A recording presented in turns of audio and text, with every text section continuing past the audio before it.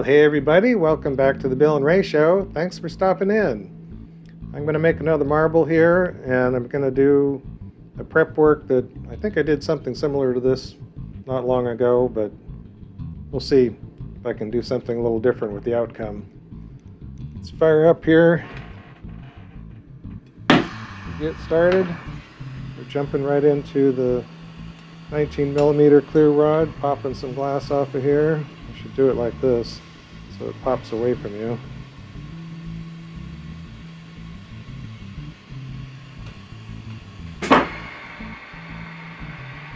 So I'm going to start out as usual, just kind of cleaning up the end of this rod and heating back a little bit.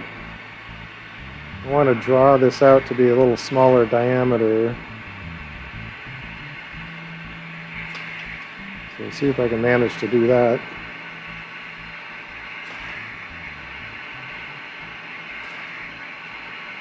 So I'm going to do some fuming again. I've got 3 different colors I'm going to do as backing to the fuming. Kind of a variety pack of color to see if we can get some different results.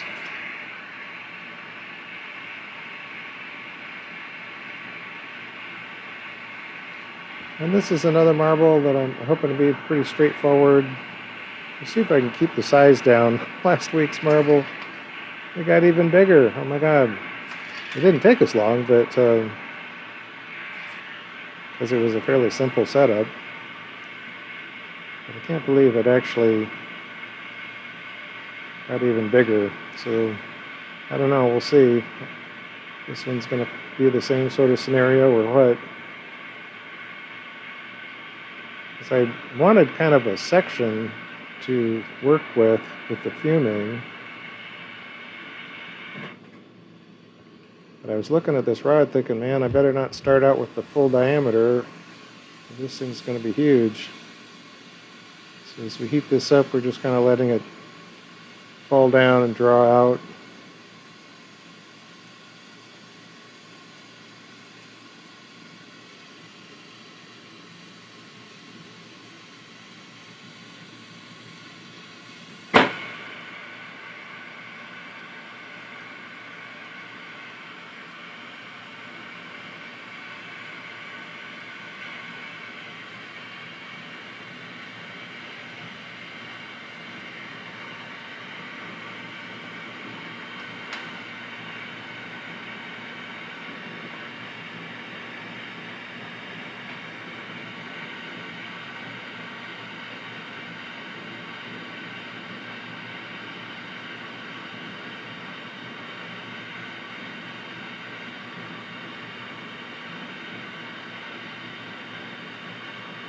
So I'm letting it draw out, thin it down some.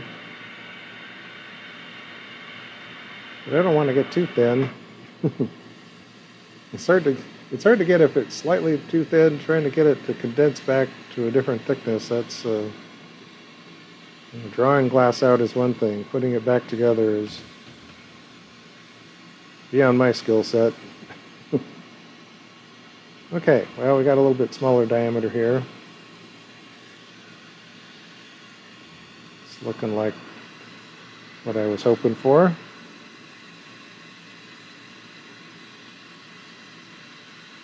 So I'm going to use gold and silver, and I'm going to kind of go with the... When I started out with this, people said, well, you got to put down some silver first and then the gold will stick better.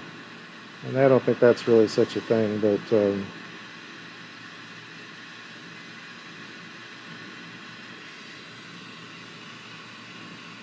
you will get different effects by layering gold and silver. So I'm going to keep with a fairly hot fire. Start out with this glass fairly hot. Oh man, I just bumped into my valve here. So, starting kind of out in the outer reaches.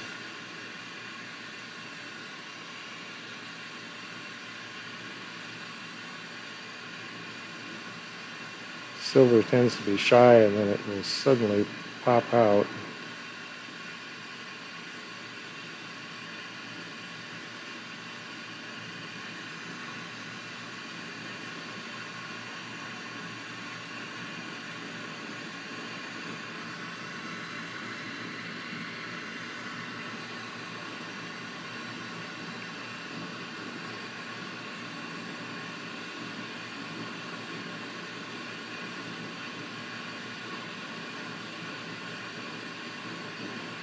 So I'm trying to go with a pretty light layer of silver here. Actually having a hard time getting it to just too much.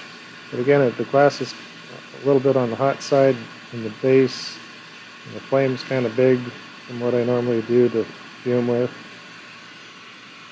So I might just kind of pause there and change up our flame and see what we have. If we go to a reducing flame, it's not really showing up a whole lot. So this might be good. We're going to go at this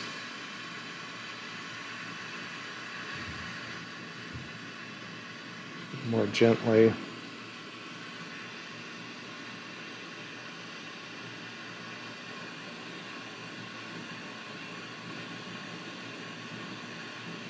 Okay, there it's building up a little bit more. We'll give it a little variety and do it heavier on the end.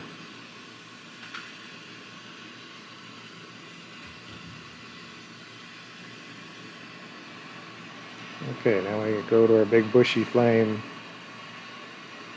We can kind of bring out some color there and see what we have.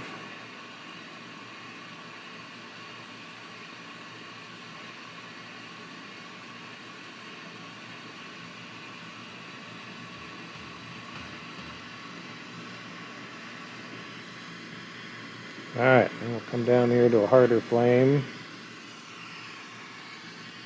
Got my gold rod preheated bit here.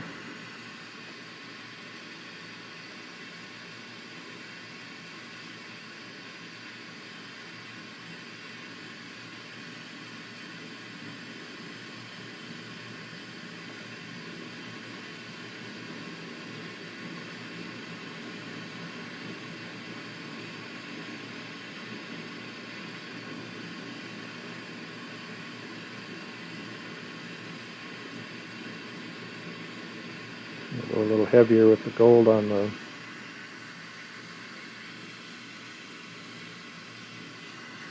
left-hand end.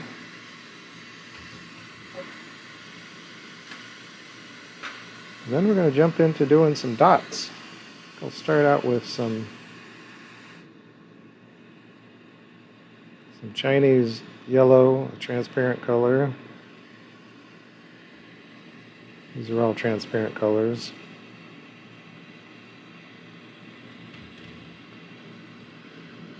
Alright, so I had this idea. I was going to put on a string of dots. Boy, this glass, you can see here a whole bunch of fizzle stuff. Don't want that.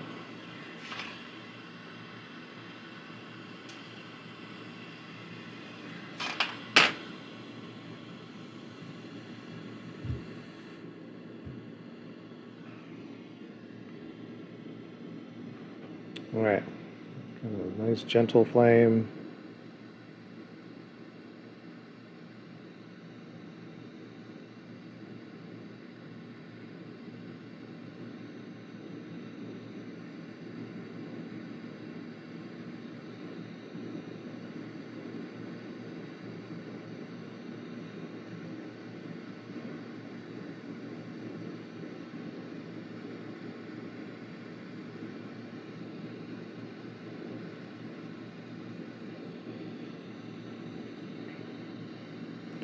Alright, now I'm going to try and do some smaller dots.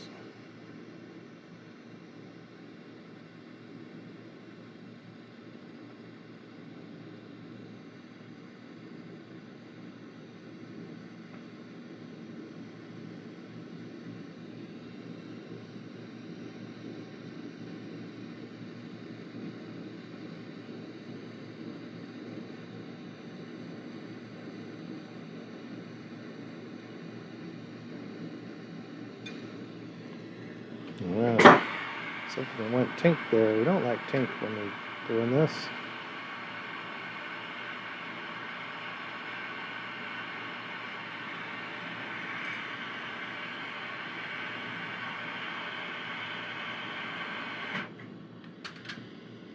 Alright, then we have some cobalt. We're going to kind of try and do this in imagine thirds.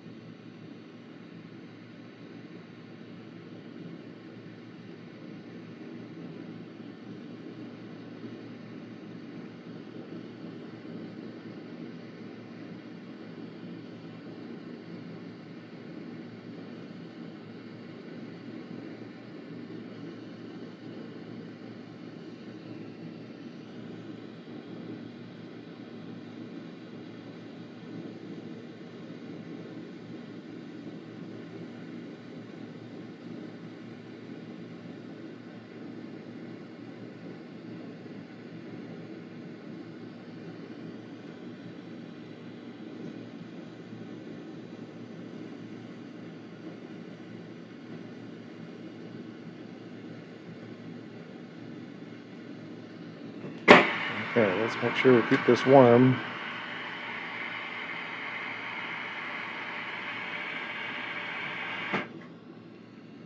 And our last color here is going to be Rhapsody.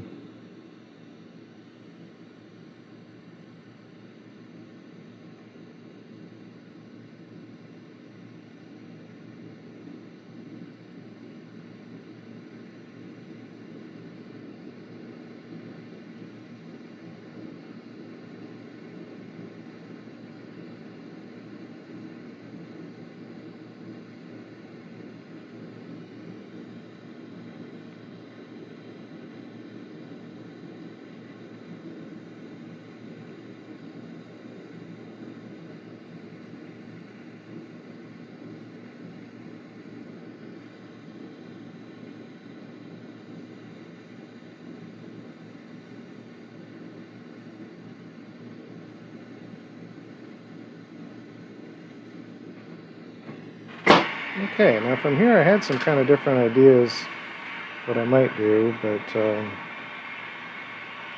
want to see how this looks when it cooks in.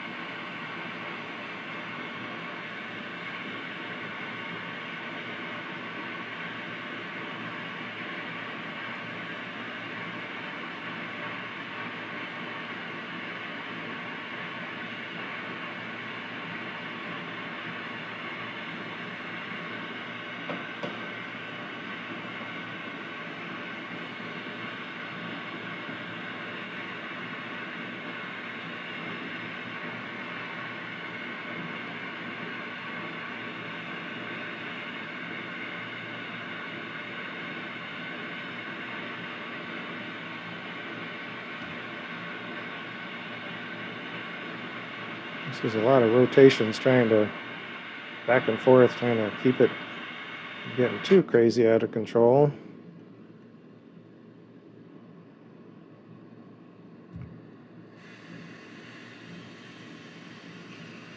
Alright, so at this point I was undecided, but I think what I'm going to try and do is add some clear drops.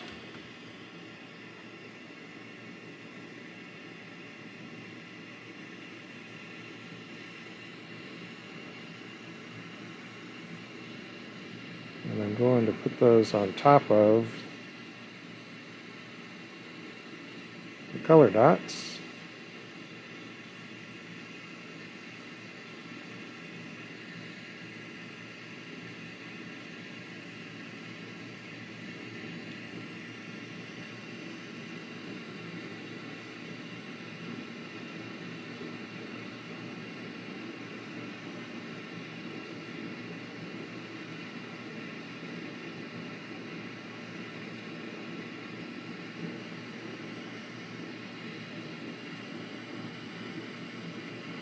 And I'm trying to add some more dimension to this pattern.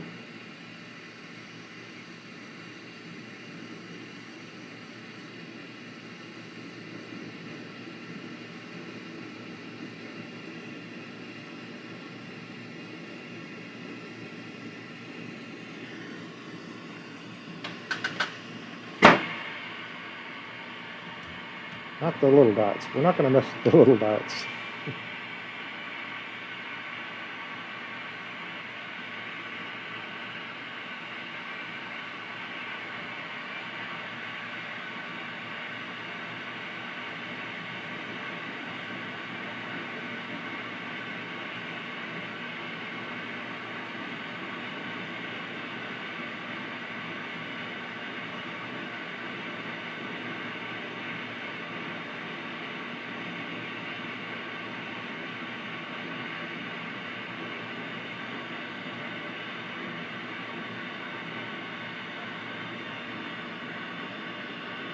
I know some of the phases of this process I've played around with before, so just trying to get these melted in.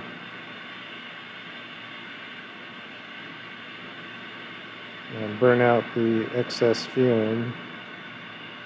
So as this gets kind of out of control, I'm going to need a handle on here.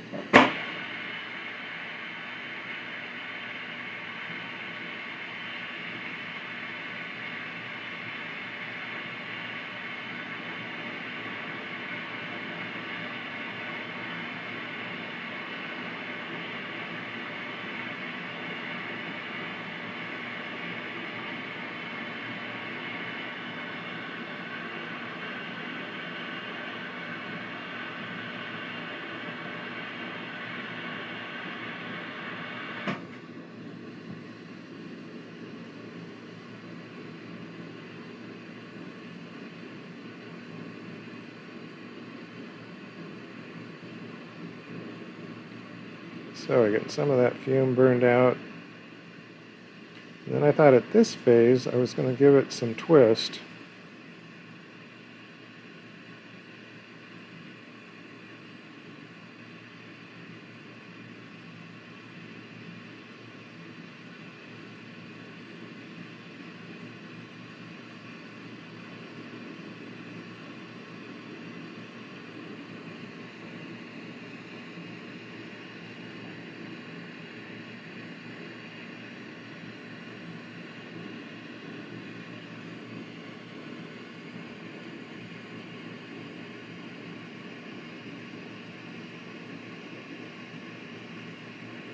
A little bit of twirl.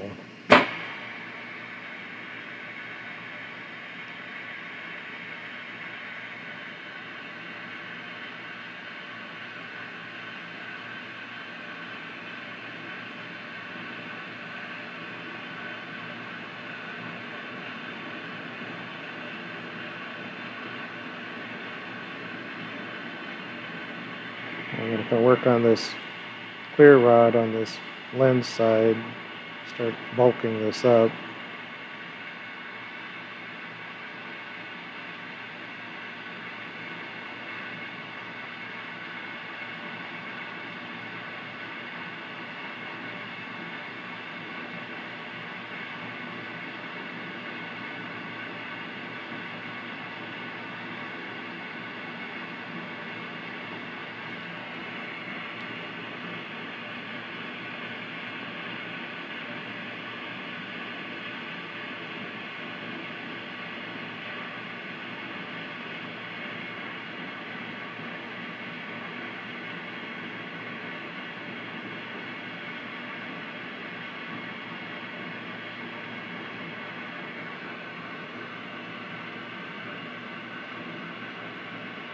See if we can get kind of a perspective on the proportions here.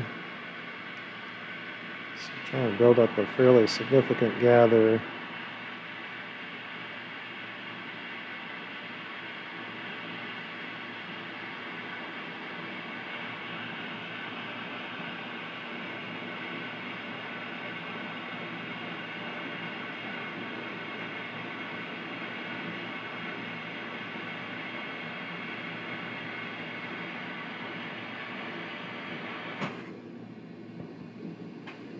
Alright, these kind of stages, kind of set up a shape. And we need to let that firm up.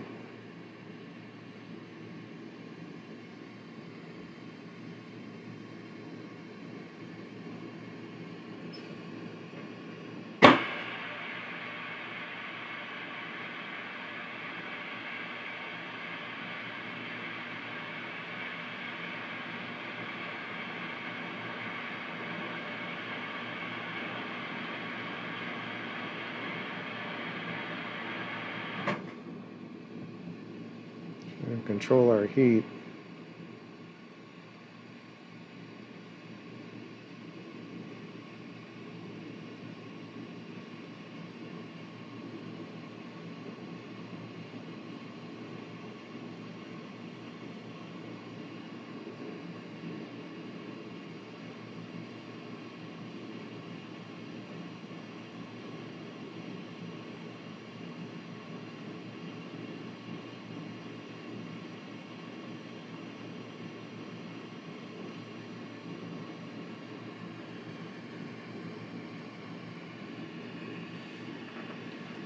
Again, kind of pause in between these stages.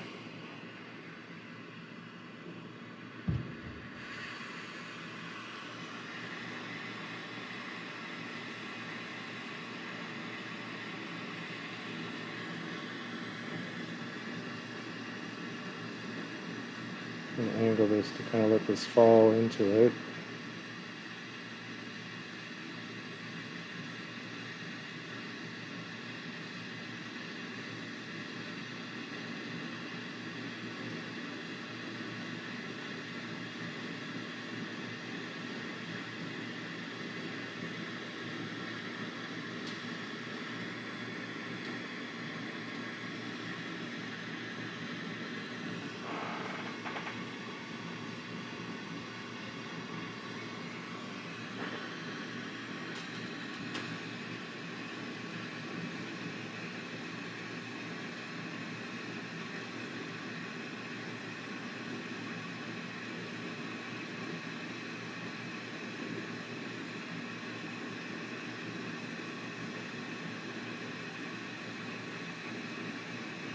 And do a little bit at a time.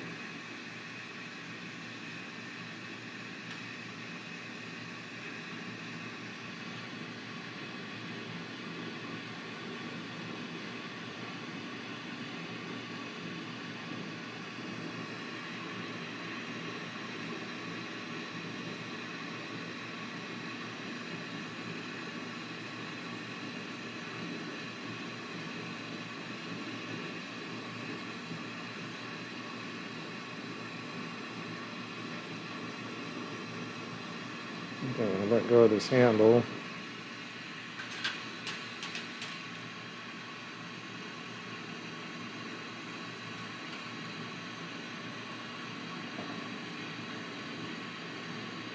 Just kind of letting it drop back and condense a bit.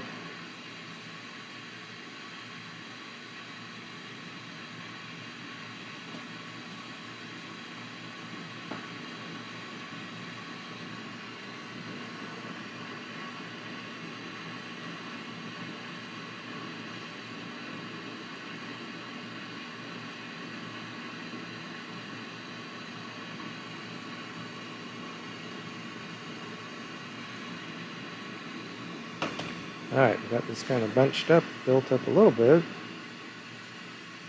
We're not really on axis too well. Let's get back here on the other side and try and redefine.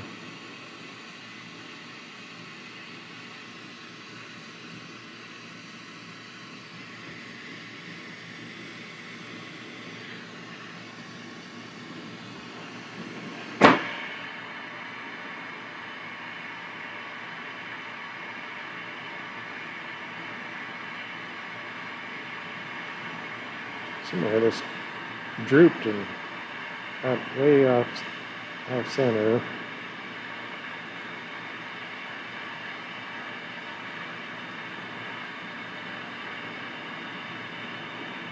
Sometimes when we pause for a moment to let things set up, maybe don't pause long enough. Things are still moving. I didn't really even notice it.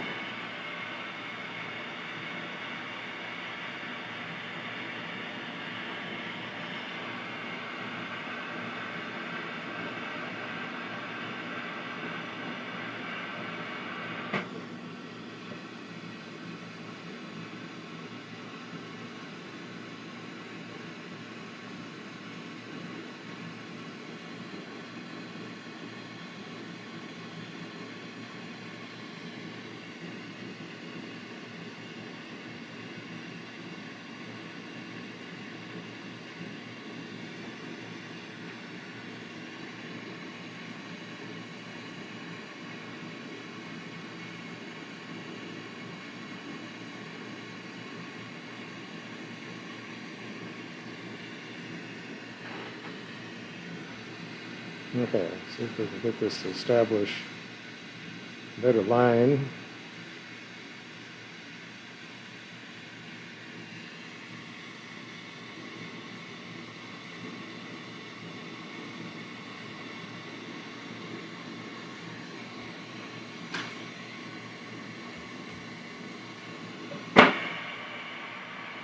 And build up some heat base on our cone section.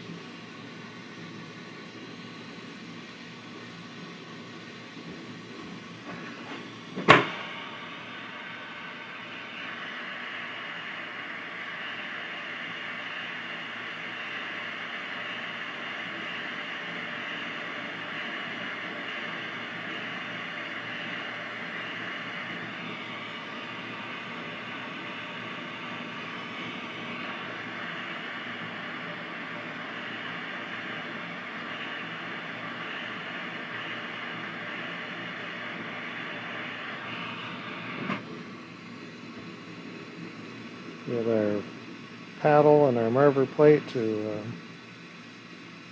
get that angle going. And then this end we're going to pull off.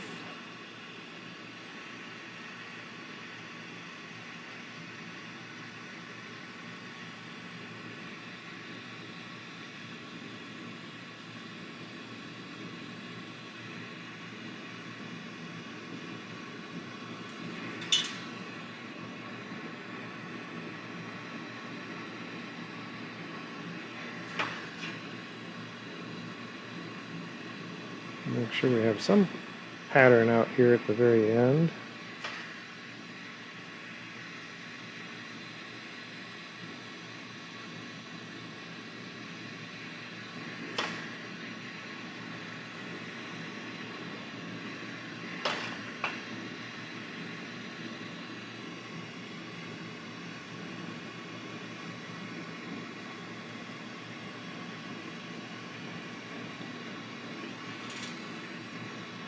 Sometimes we lose a little bit of pattern that we were working on.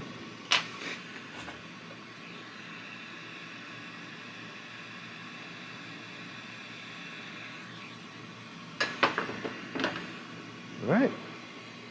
Well, there you be. That's my fumed dot pattern interior. Now we're going to set some backing with deep blue. I keep finding different uses for deep blue.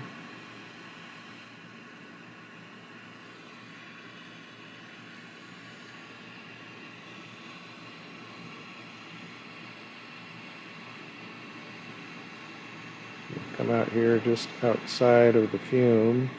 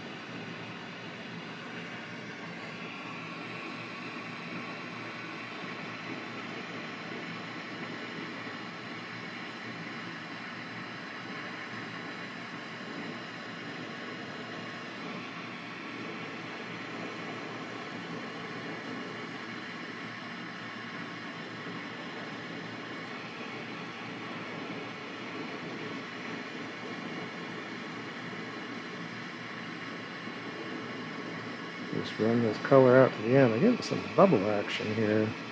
This layer doesn't do much other than bubbles. Hopefully they don't make a mess here. Get out here to this thin end. Be more careful not to overheat things.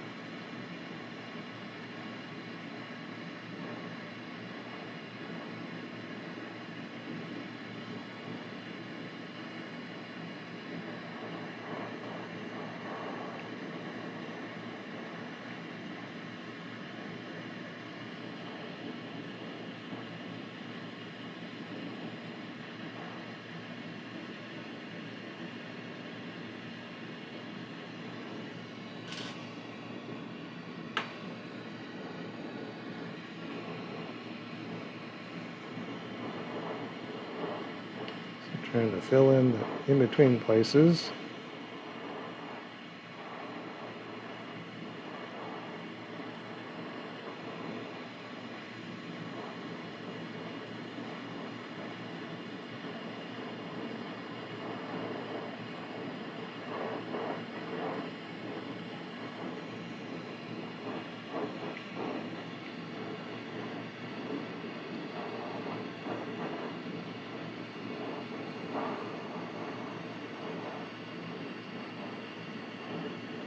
I say it gets too hot out on this end, and things get kind of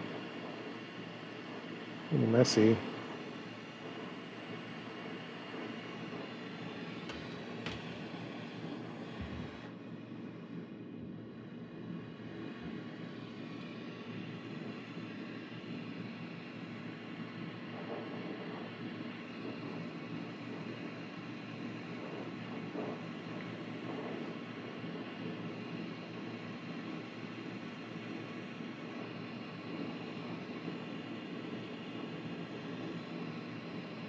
Okay, well, fiddling around here, but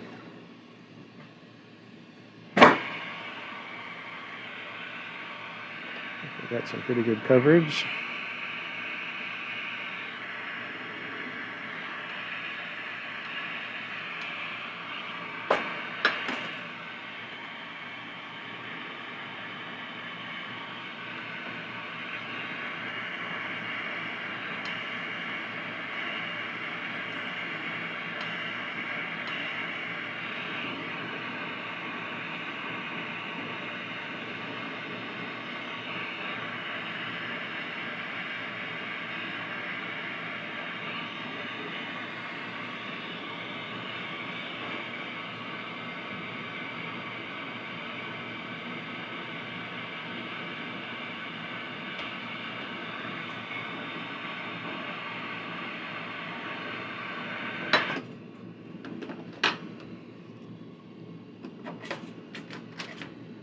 Alright, well, some of these little pesky bubbles will see if we can get rid of some of these.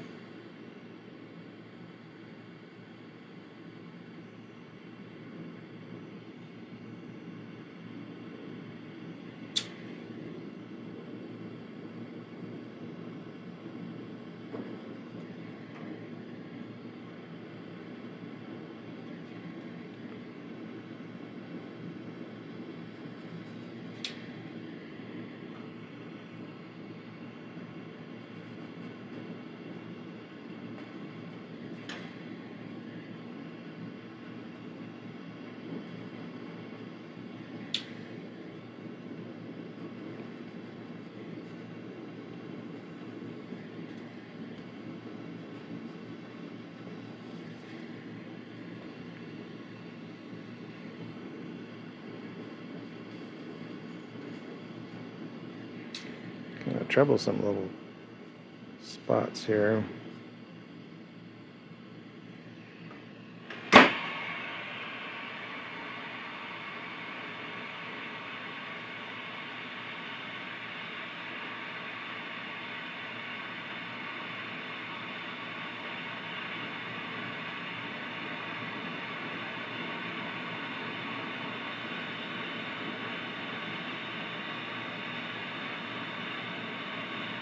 I don't want to go poking around too much because some of that may show up on the inside.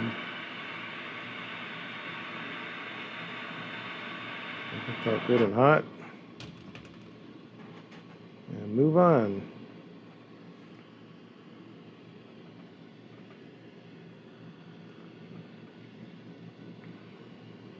So we're going to jump into doing a little fume and then the back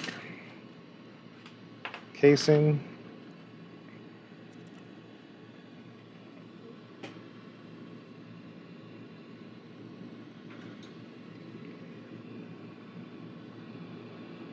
So I think we'll try and do some gold fume on this blue.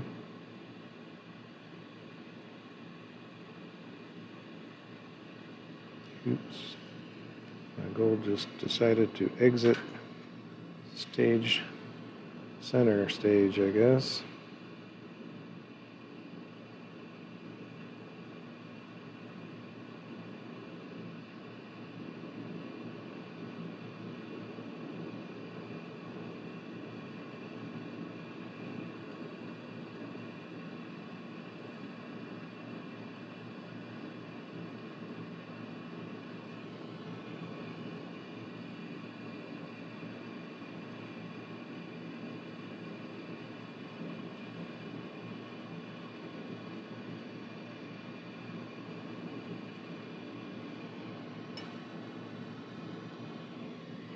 Okay, a little bit of gold.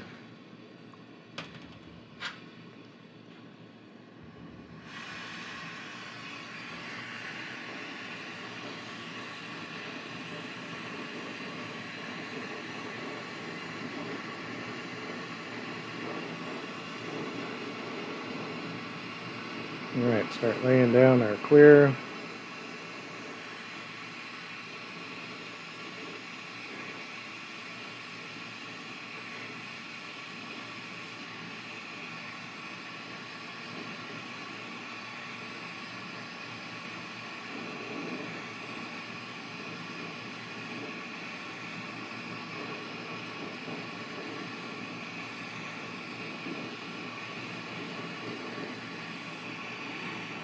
All right, well, chill out at this point. Thank our sponsor, Epicwater filters. We have the pitcher in our refrigerator, and nice to be able to reach in there and get a glass of cold, clear, clean water. We've got a link in the description below if you'd like to check out their product line and help out the channel if you make a purchase through that link. They make a really good product.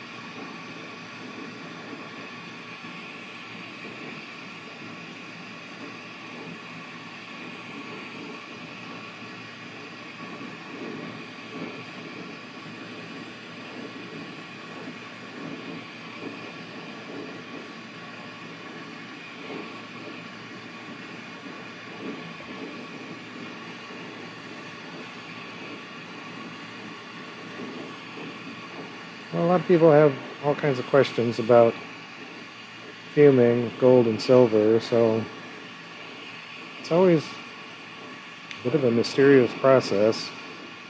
And I know when I started it was very confusing.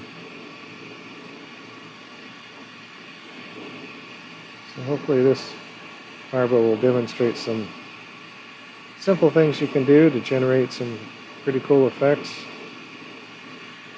It's definitely worth playing around with.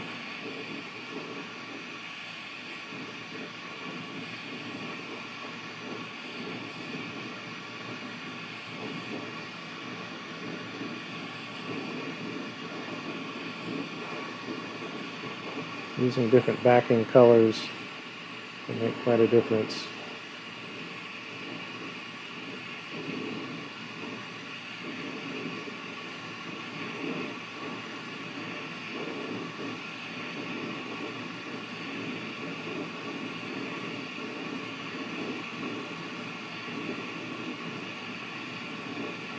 But the marble situation is kind of different than the blown glass piece, which you're building up fume and clear layers generally and viewing it from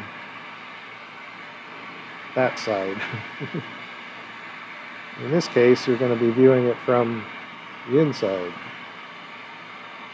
So the effects and the techniques are quite different whether you're doing marble like this or a blown piece, but it's also much the same. It's strange, but in a blown piece, especially a bubble that you're going to implode and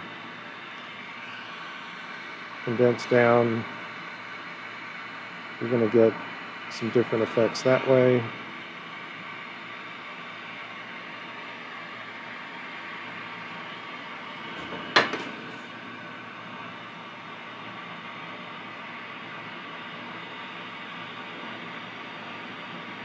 So just a lot of room for experimentation and seeing what other people have done.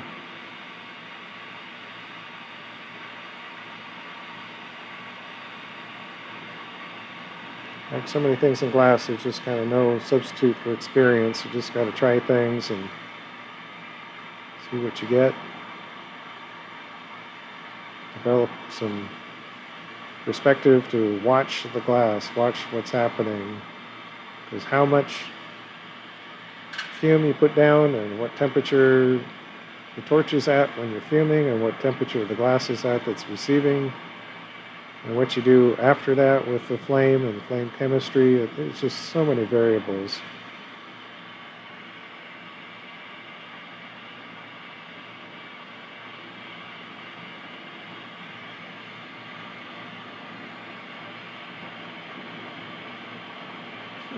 Basically, anybody that's out there trying to do this and emulate what I've done or something and come up with different results, and they're like puzzled by that.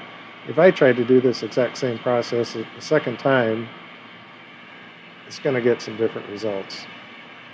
I certainly don't have, well, if I tried to do it day after day after day, I might develop some consistency with one pattern, one combination, but it's not a simple thing to replicate. Okay, so we got to kind of condense this lens to color transition zone and hold that together. We've got our color off the end still left uncovered. And we'll go and add some more glass.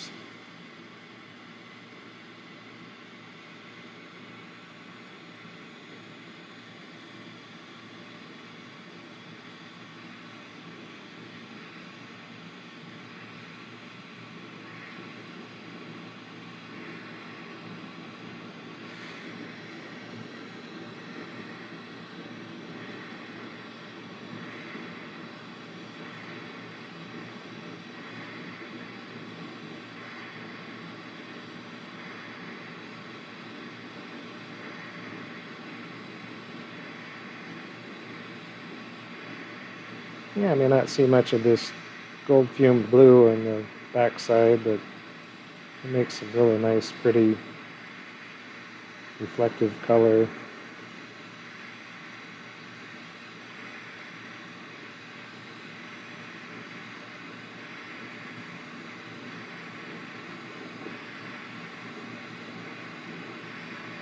I think I'm going to succeed in making this marble a whole lot smaller than some of my recent marbles.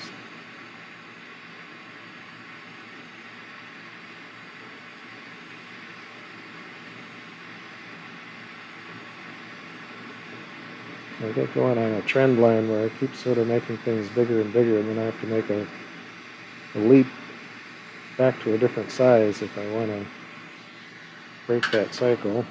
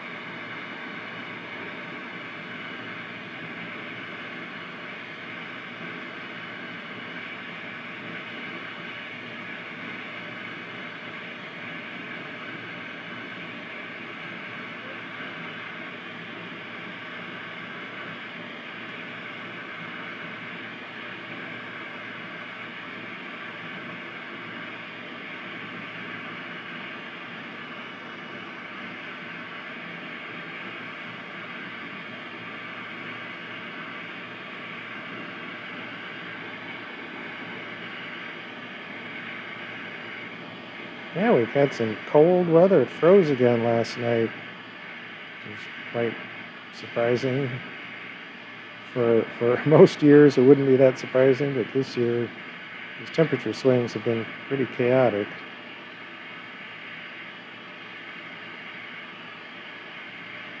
But it's a beautiful day today. Yesterday was windy, and we had hail and snow and rain and all kinds of mess.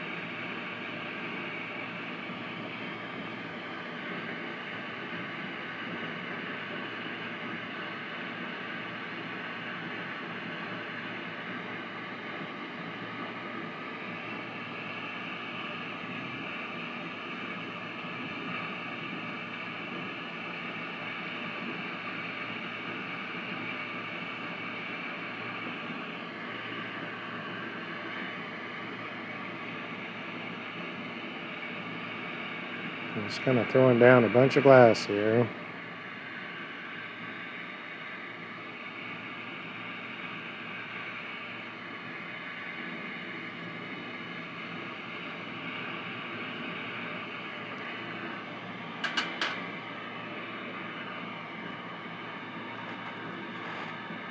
And I'm going to melt all this in and round it up.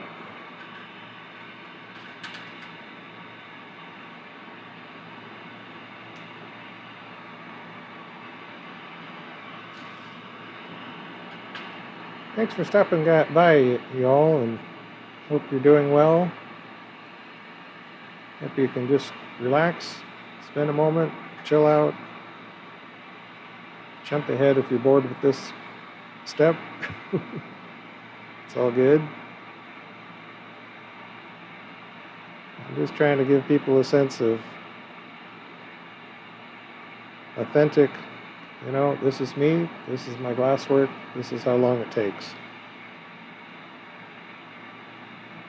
And you can go check out a lot of different glass artists, and they have very different styles, different presentations. Some are trying to be entertaining more than I am.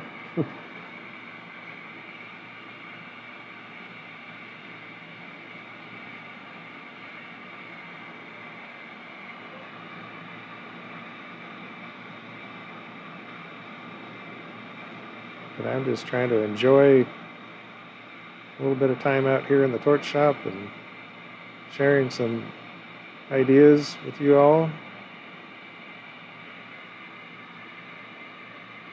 I'm hoping we can spread some positive energy.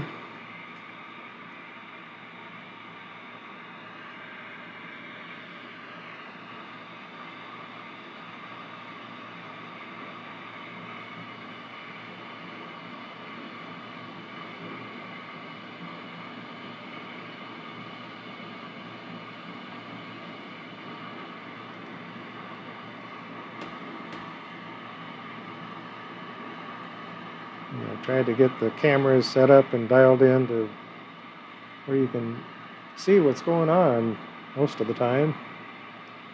I see a lot of glassworking videos that I can't see through the flame. I can't tell what's really happening.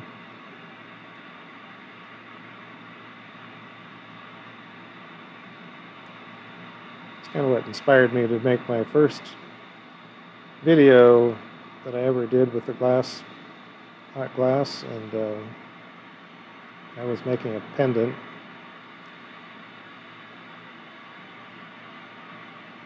Many years ago.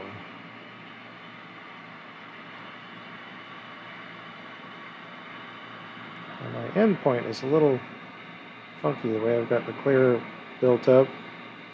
But I'm going to try and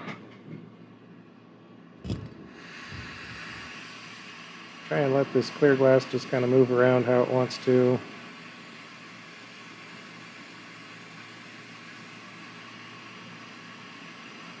When I very first learned something about making Vortex marbles, it was actually a VHS video that I bought long ago. And this, I think, is one of the things he demonstrated in that video. Was letting the clear glass kind of draw that point out.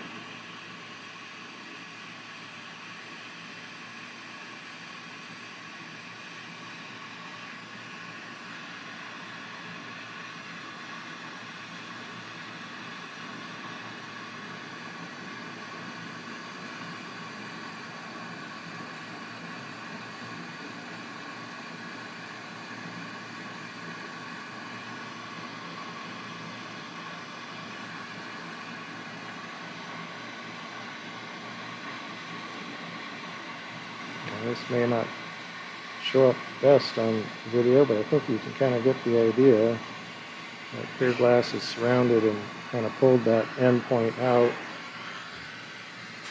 And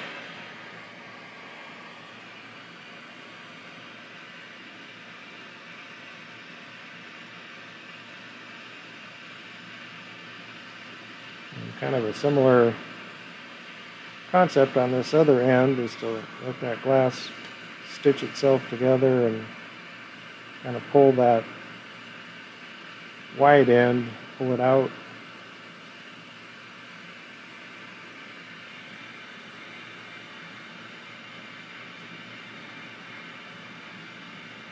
Do some basic heat rotation, gravity effects.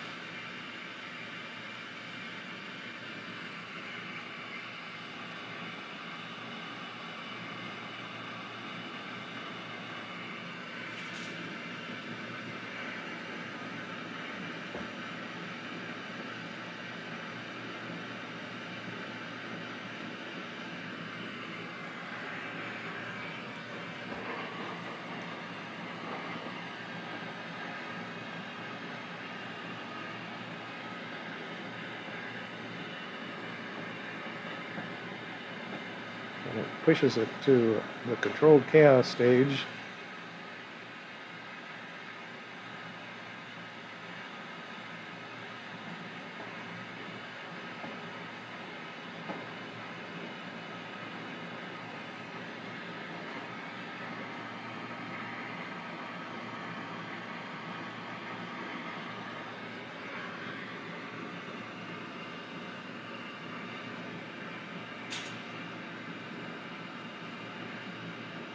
A little bit hard to keep on center, it keeps drifting.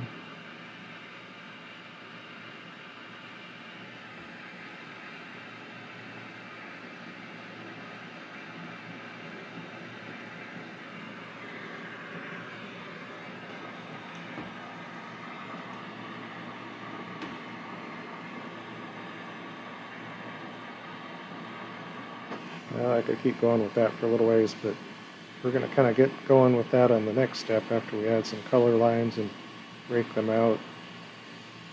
When we go to heat in that layer, we'll get further on that edge.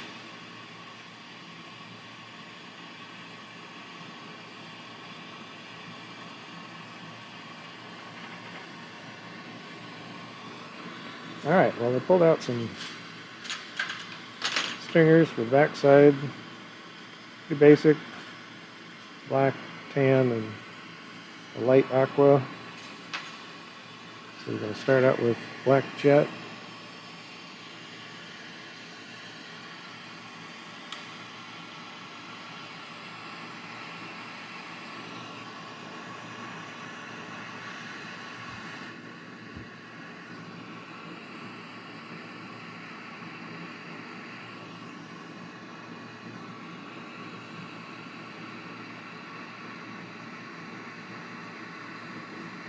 Lower this down right along that edge.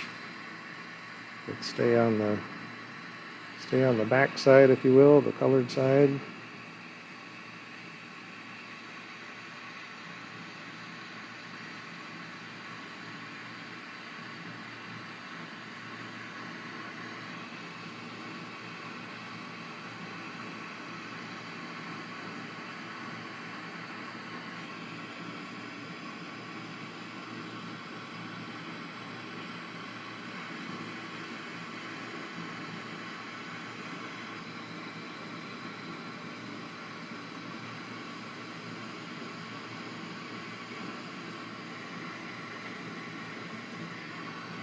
Okay, then we'll do some Silver Strike 5.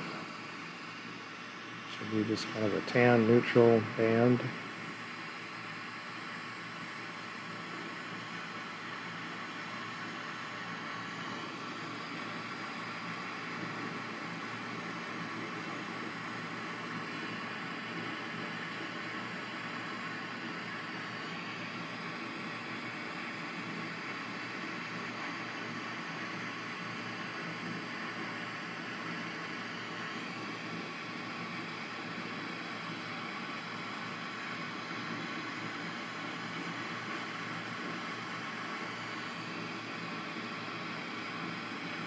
Just gonna follow the leader here.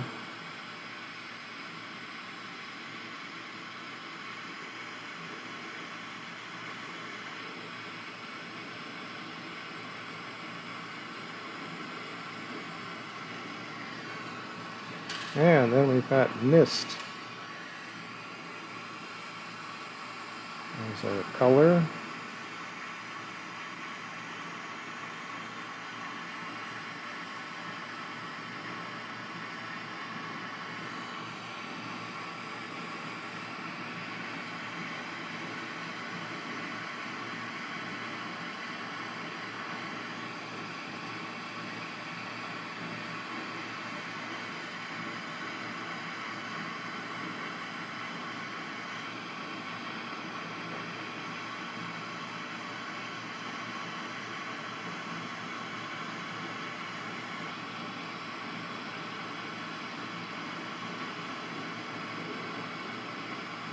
All right, there we go.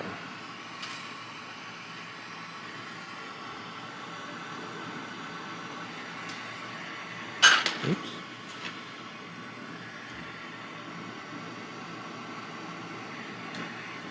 Chase away a couple bubbles.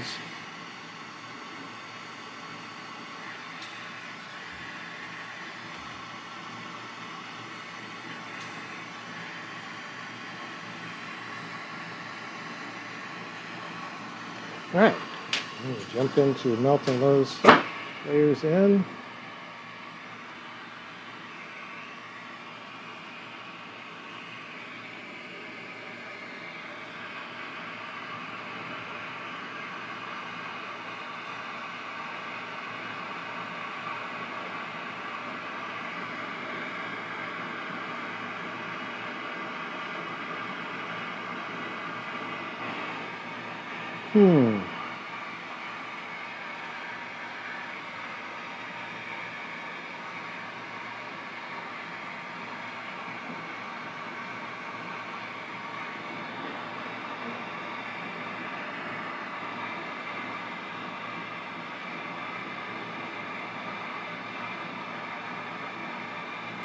In this stage, you want to get this stuff hot, hot, hot.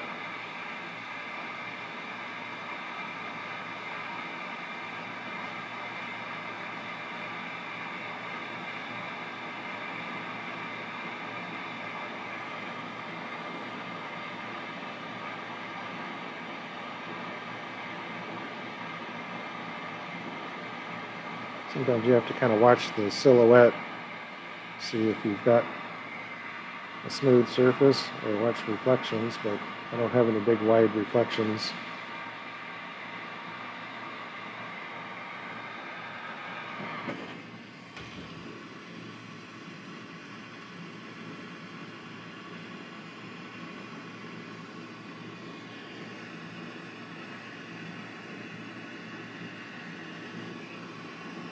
Okay, while that's cooling off, we'll play around with our torch setting.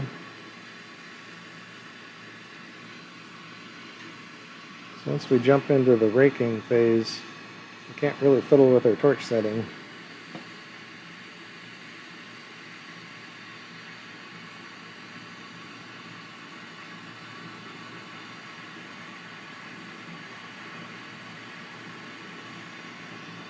Okay, I think we're settled down enough. I sure hope so.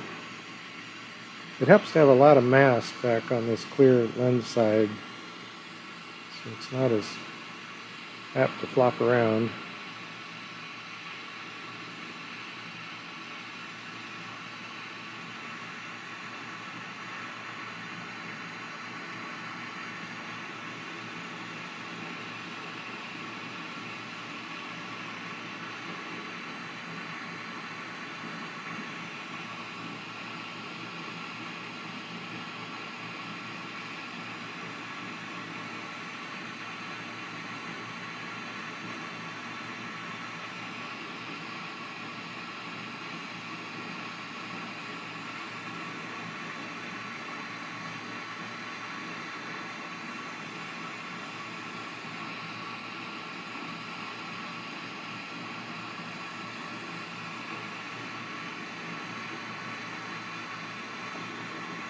So I'm trying to just lead the raking pattern with the flame. I'm just kind of looking at the brightness, intensity of the glass. It's good and bright, then it's going to flow pretty well.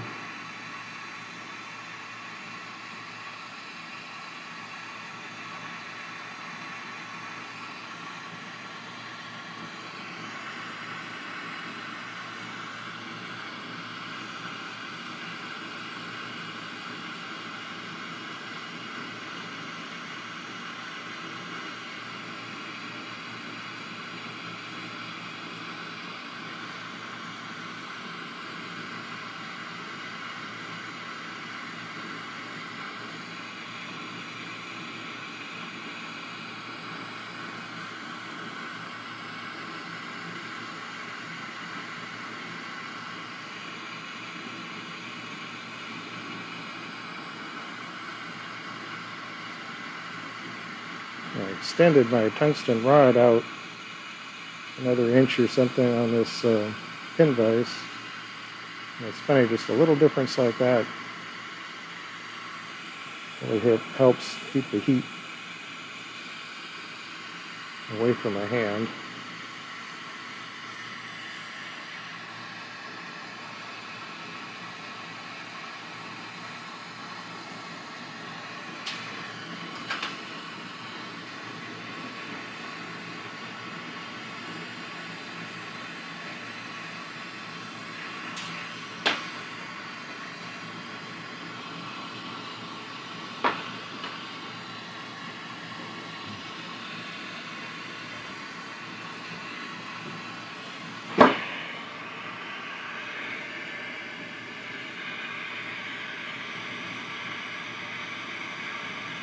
So just kind of squish that in that's sticking out, but not too much. And then come in and kind of sharpen the point.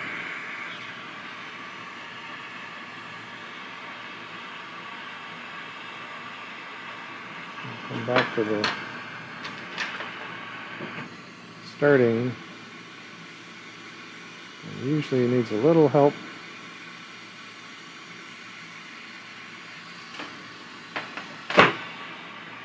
Push those lines together.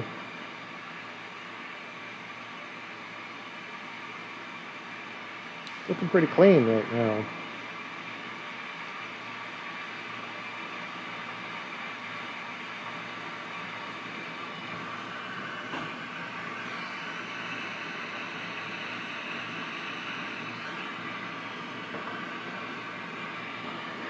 All right.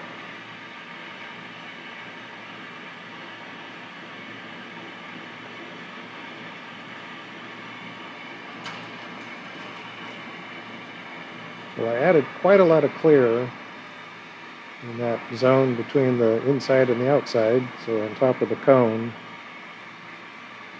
in order to get the marble to grow into a large marble. I put down a lot of clear. So that's the stage that you can kind of make some adjustment as to how big you want the finished piece to be. I'll do just a little bit of shaping at this point.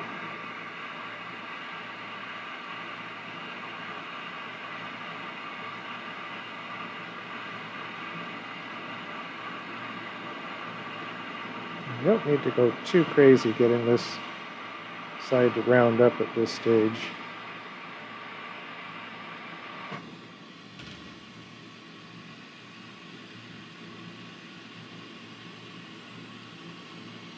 But it will help if it's pretty round,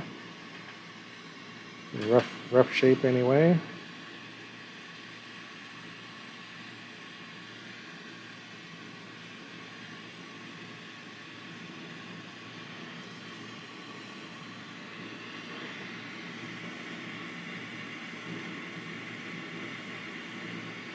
Okay, go ahead and make a hot seal.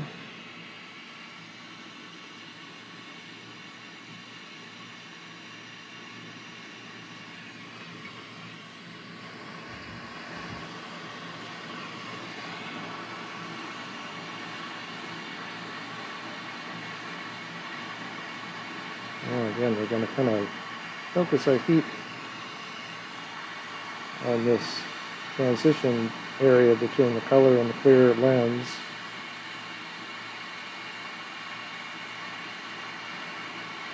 So we want that to expand. And you can even kind of aim some heat into the core this way, because the heat will transfer through the clear a lot better than through the color.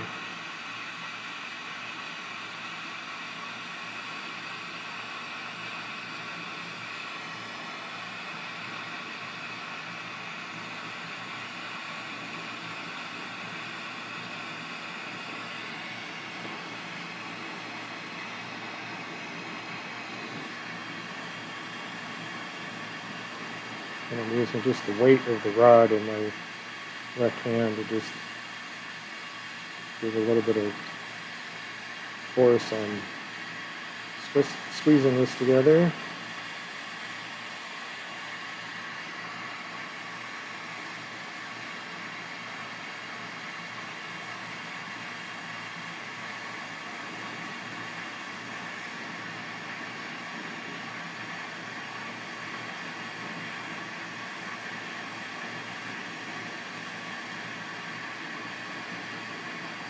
A lot of geometry transformations in this process. When I started out, I drew out a section of the clear rod and did my fuming and decorations on kind of a little, relatively smaller diameter section.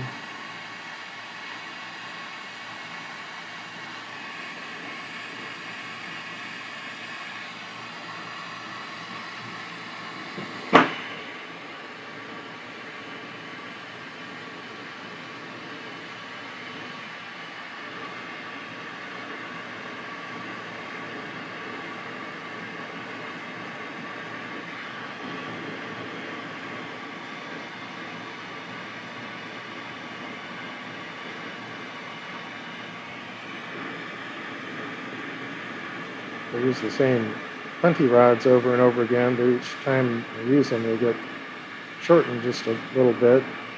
So today I started out with some fresh sections that are a little bit, start out a little bit long, start running into things. It's basically kind of the issue. If you have plenties that are too long, you can't get into all the different angles that I like to get to.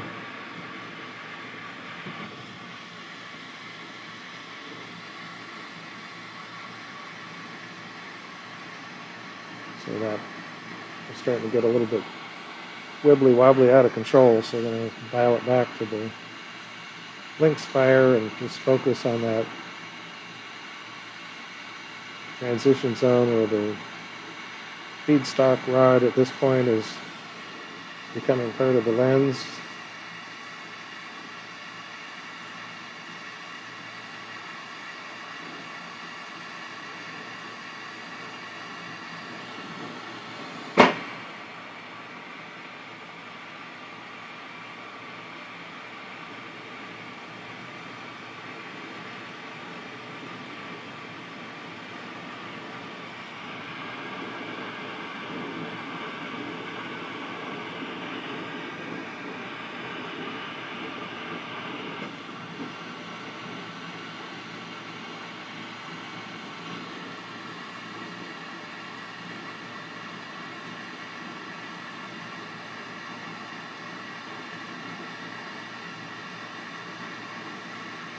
Okay, well, we can come out here and catch our pinch roller.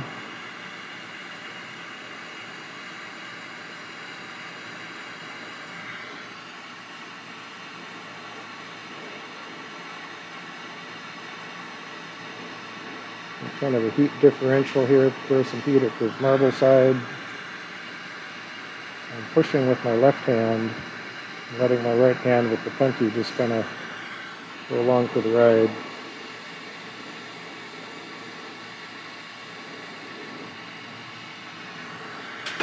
All right. Now, moving on.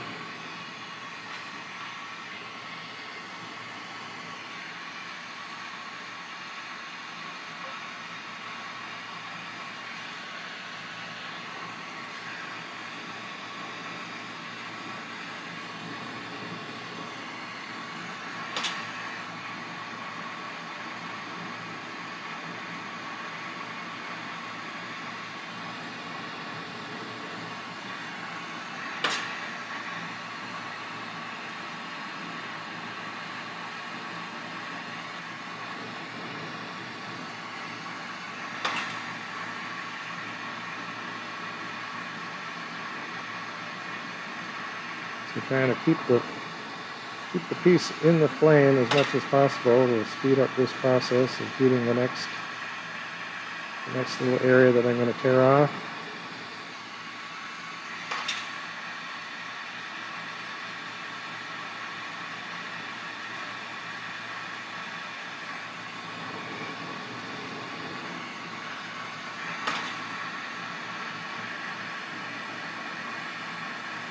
Now this marble I didn't use any frit. So this transition line is pretty clean to begin with, but you drag into that color just a little bit.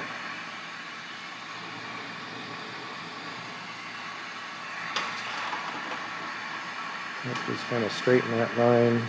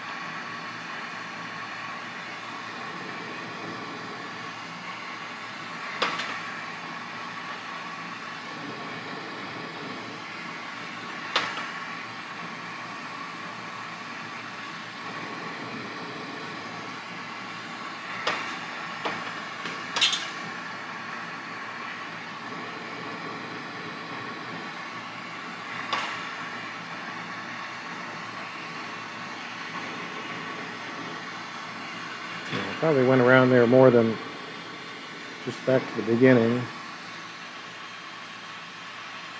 Got plenty of clear on here I can tear off.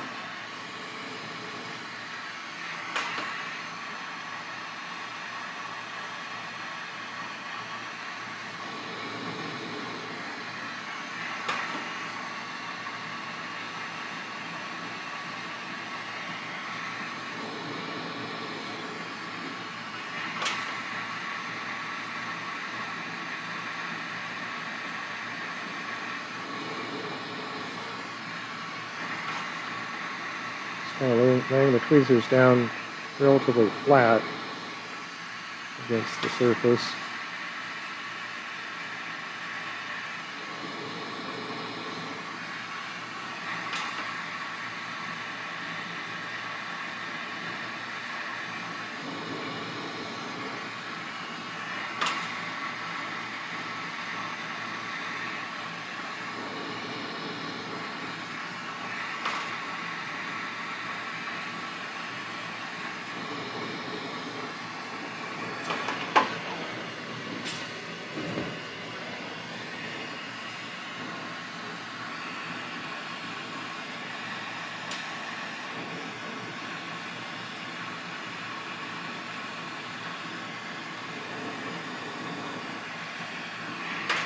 Actually, if you watch closely, and not so much, the video isn't going to pick it up too much, but you can actually see the glass. If you can, it's sort of like if you can see anything on the surface of clear glass when it's heated way up in the flame, that's a sign that something's there on the surface.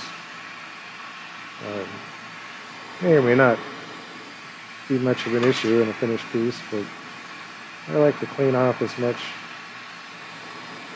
as I can of anything that looks different, because it will be optically a little different. It may show up as different optical anomalies.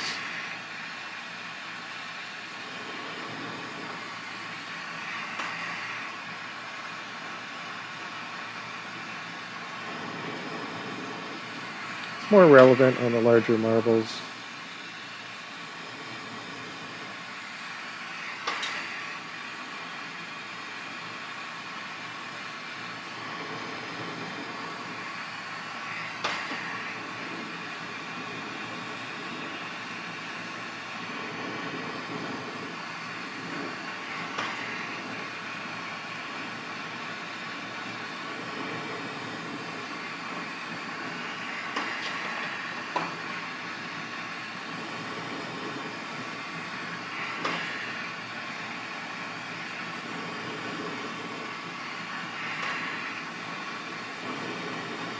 And especially if you see any bright spots, like sometimes the tweezers themselves will leave some metal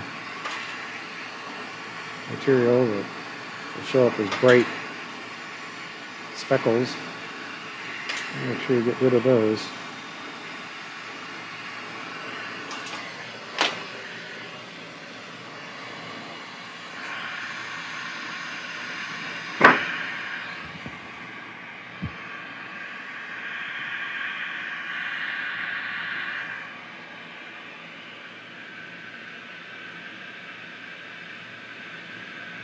My Red Max torch is kind of notorious for throwing out some specks of carbon.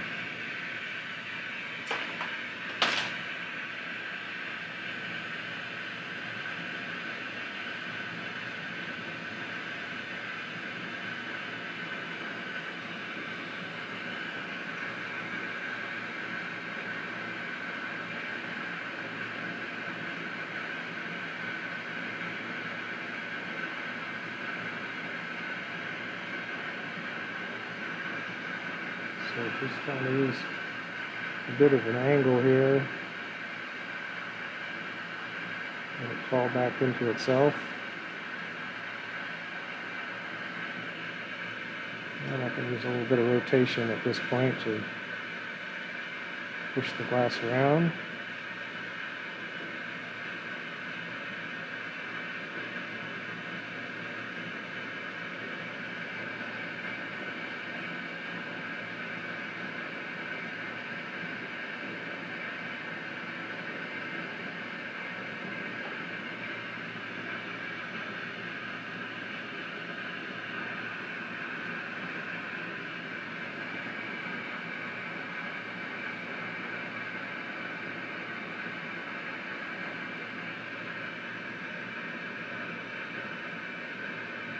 Now to make sure we're round, use the L marble to squeeze this together.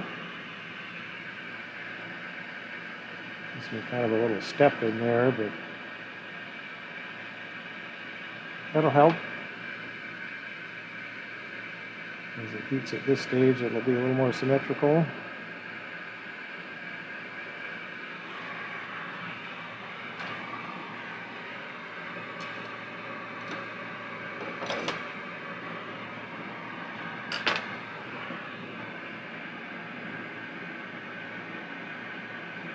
Earlier I lost my gold nugget off the end of my fumed rod, and it splattered down there onto one of my plates, which is nice. It's easy to see, easy to pick back up. Sometimes spend a bit of time chasing down what happened to your gold.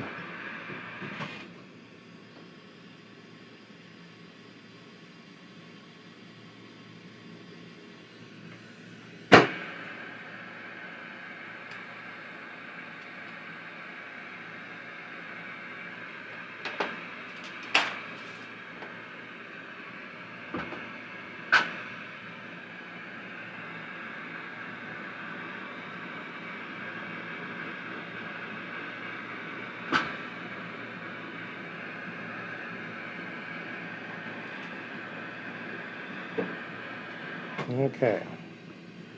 Well, it definitely didn't turn out to be a small marble. I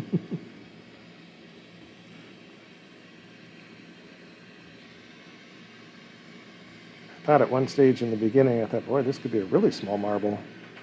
And it could be, if you wanted to go that route.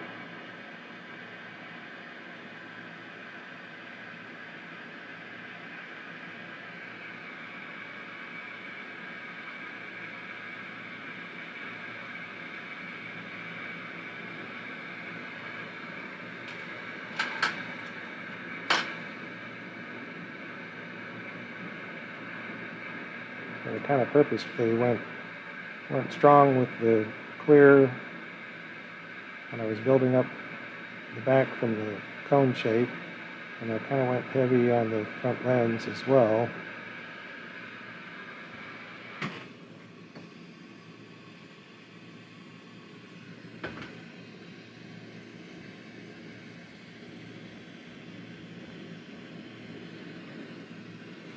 Okay, got a rough shape going.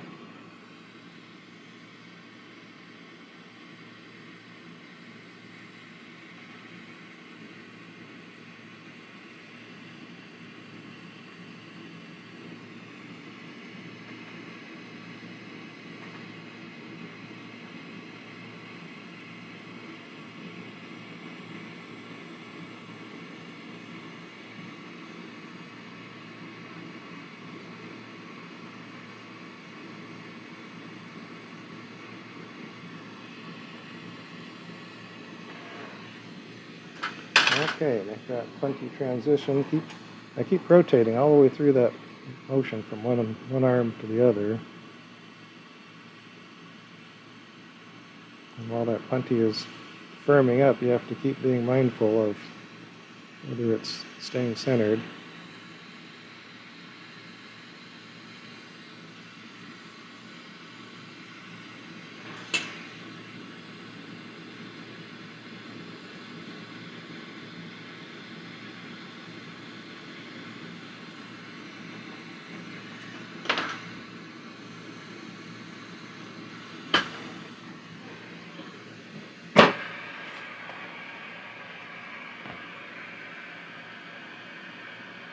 Well, getting warm now.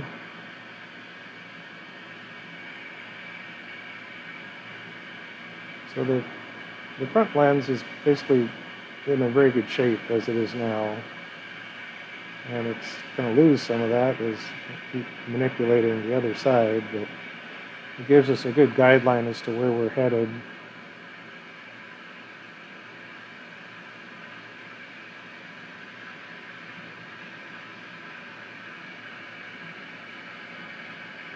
So I use the fast rotations to try and hold the glass with centripetal force and use some relatively slow rotations to soak heat in.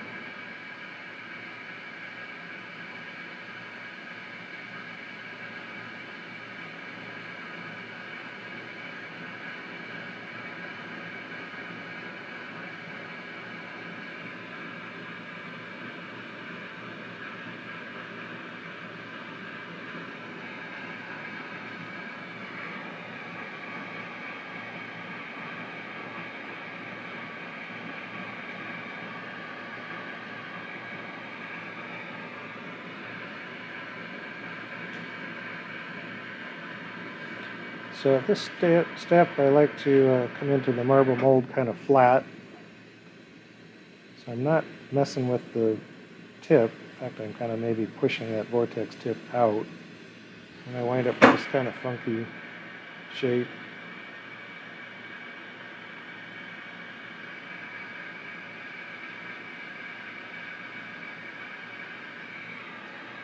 And some of these steps like this, it's best to just give it time, use the heat.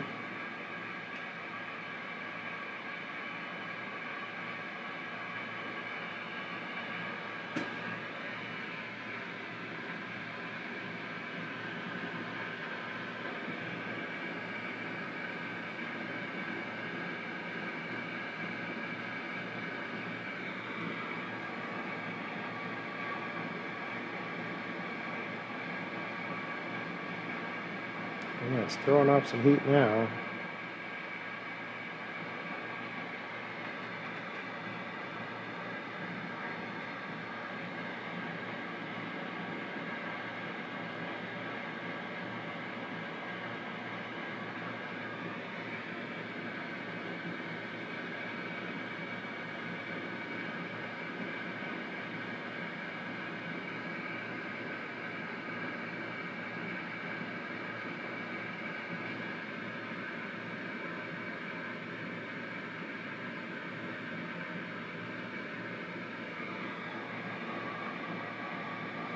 Okay, and then I'll go into the oversized mold, if you have one, to try and start smoothing out that transition.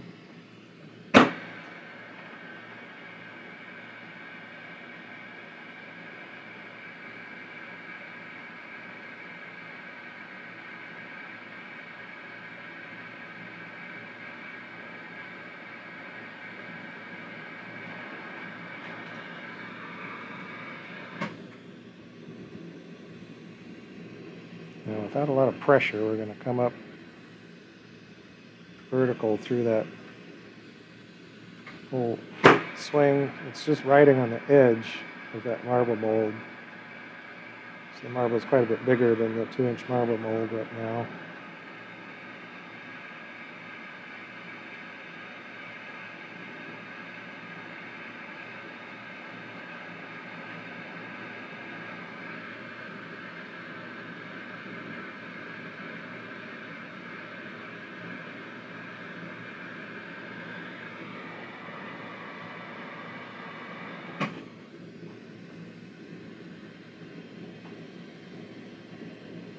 Now I can use a little bit more pressure to try and bring that two halves together.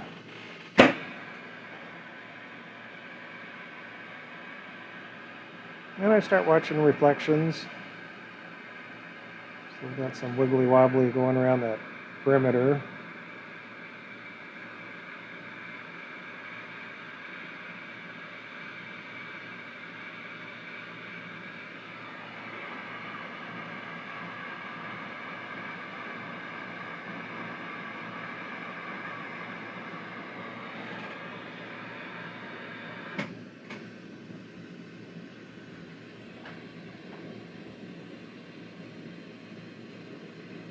Now the reflections are looking pretty good, so we'll do some spinning. And so then at this point, after all that effort to get the core heated up, we're going to lose heat. It's hard to get the final marble round if the core is too hot. So you actually want the core to be pretty solid. And at this point, you just want to be messing with the surface.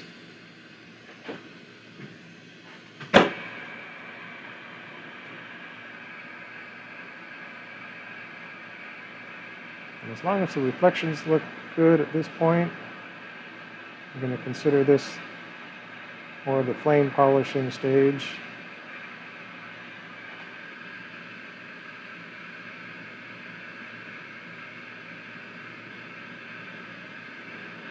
So we'll stop using the marble mold.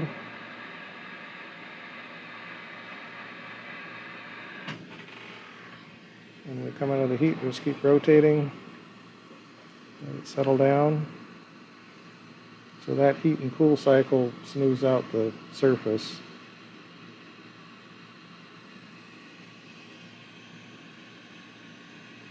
Got a nice deep well. Looks like we have a fairly defined point.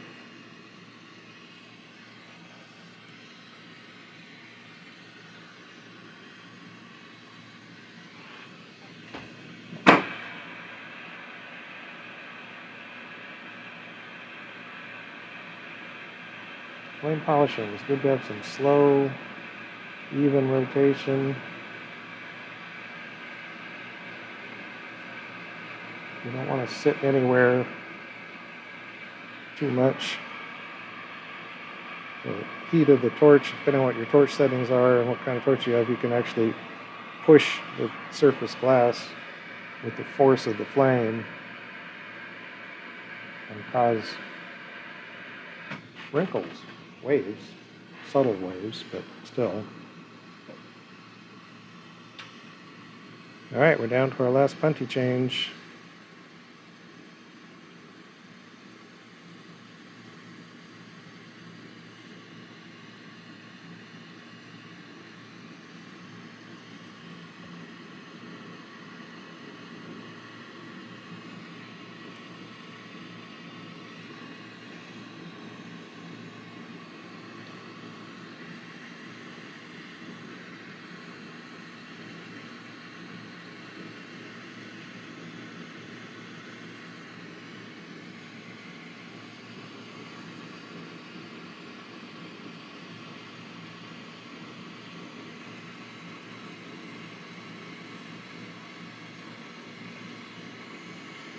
All right, flame off with our punty.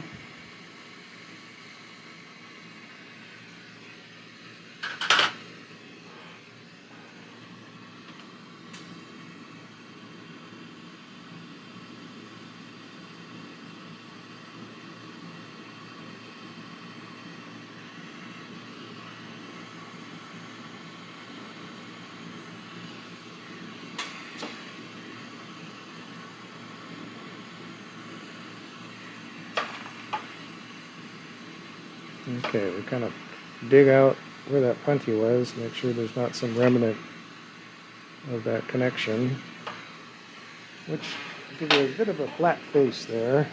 So at this stage, kind of angle it down. You want to coax some of that clear to kind of pull out so it's not apple-shaped.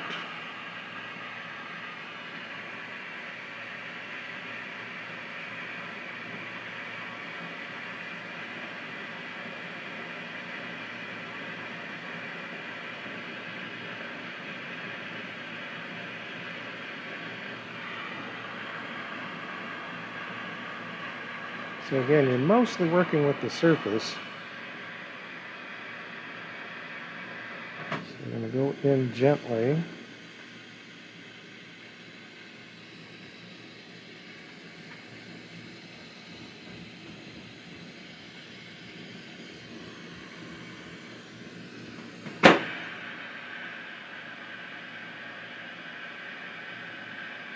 And that first run will pick up most of it. I still need to get some more glass towards that end.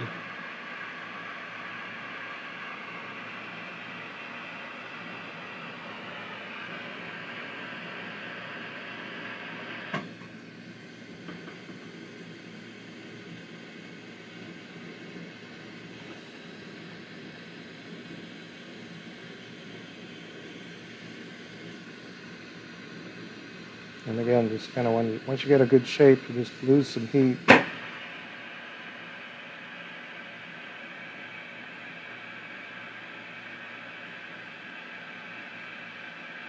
heat up that surface a bit. I'm pretty much done with the marble mold. It's just going to keep adding wrinkles every time you go to use it. So at this point, we just want to crank some good heat into that front lens. It looks good and hot, and get out of the heat. Try and keep rotating.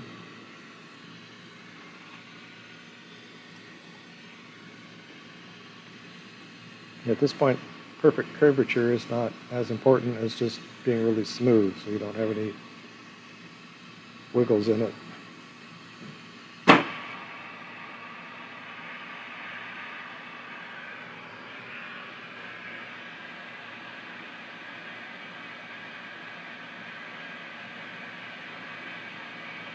And you pretty much determine that with reflections.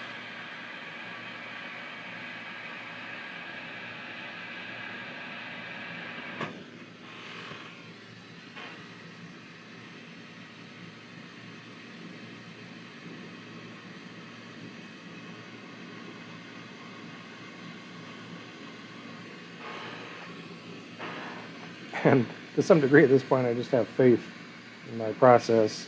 The end result will be pretty good.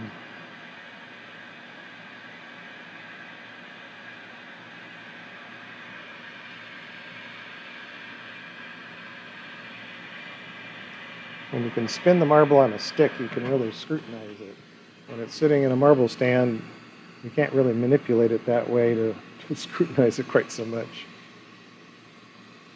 So you can forgive some little minor anomalies,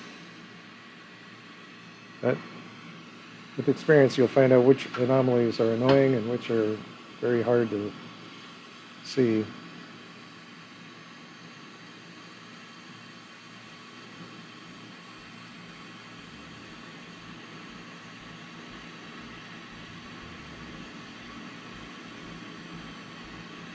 I think we got it. I like it. I think I got some good variety of fume. You know, use the same fume, silver and gold. I did vary, try to get silver a little heavier at the bottom and gold a little heavier at the top. But the three different colors that I used will show some very different effects.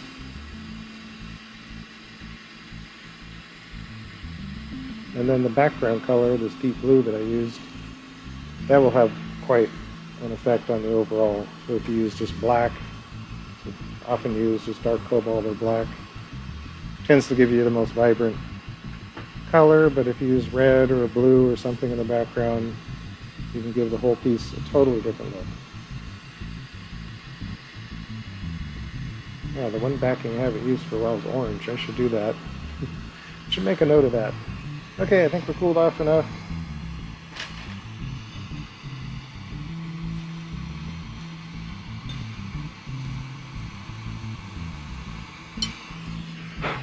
Drop it into our marble mold. If there's any little specks of glass, get rid of those before you melt them in.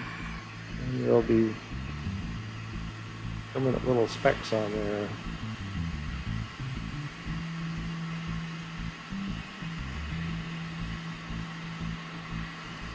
So I just kind of move the flame around on there.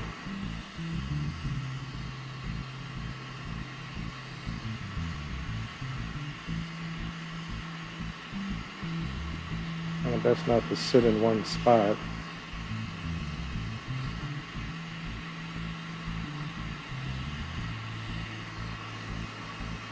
Okay, that's pretty good.